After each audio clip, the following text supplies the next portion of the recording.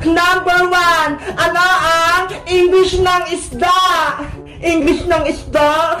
Hindi ko alam. Bebang, ang hirap naman ng tanong mo.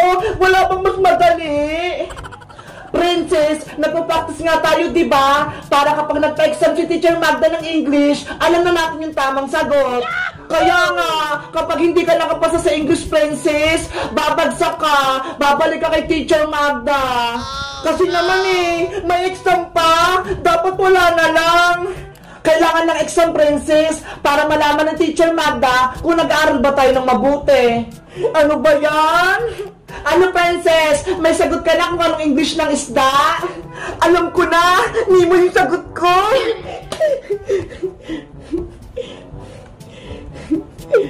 Hoy, Princess! Hindi Nemo yung English ng isda! Ano? Nemo yung sagot ni Princess! Oo, Bebang! Ayun sinulat niya sa papel niya! Tama naman yung sagot ko Ang English ng isda ay Nemo. Princess, ang English ng isda ay fish. Dapat alam mo yon. Hayo nga pala. Nakalimutan ko. Basic lang yung English Nahirapan pa to si Princess. Hindi ka rin naman magaling sa English, Boyong Magaling kaya ako. Hindi nga ako nagpa-practice Good morning, class! Good morning, Teacher Magda! Good morning, Teacher Magda! Good morning, Teacher Magda! Maglabas na ng papel at sisimulan na ang exam yung subject sa English. Ayan na! Magsisimula na yung exam namin! Naku, yari! Exam na namin ng English! Number 1. Ano ang English ng manok? Write the correct answer. Ang dali naman ng number 1.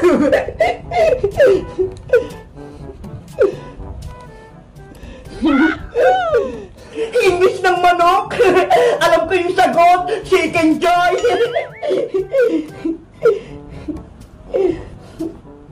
Oh no!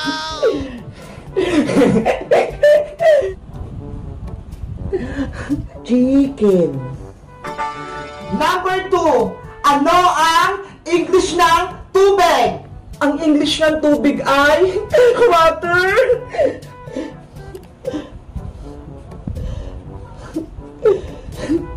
Hala, hindi ko alam ang English ng tubig.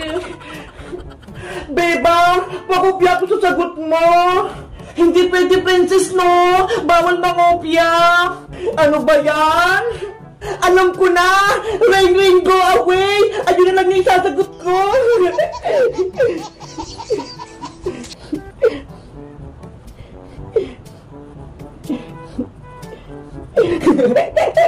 Number 3. Ano ang English ng bahay? Alam ko yung sagot! Bahay kubo!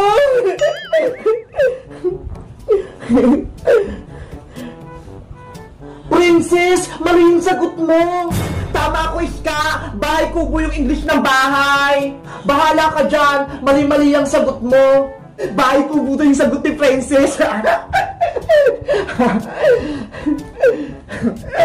And the last question, ano ang English ng tutubi? Hala, tutubi? Hindi ko alam yung English nun. Ako rin, Bebang, hindi ko alam yung English ng tutubi. Paano na yan? Hiyari, hindi natin mapaperfect yung exam nating English. Ano ba kasi yung tutubi? Hindi ko alam yun Hindi mo alam yung tutubi, Boyong? Ayun yung lumilipad sa may bukid. Yung malaki yung mata, parang helicopter. Yun ba yung tutubi? Nakahuli na nga ako nun nakatakas lang. Princess, alam mo ba kung anong English ng tutubi? Secret! Hindi ko sasabihin sa inyo!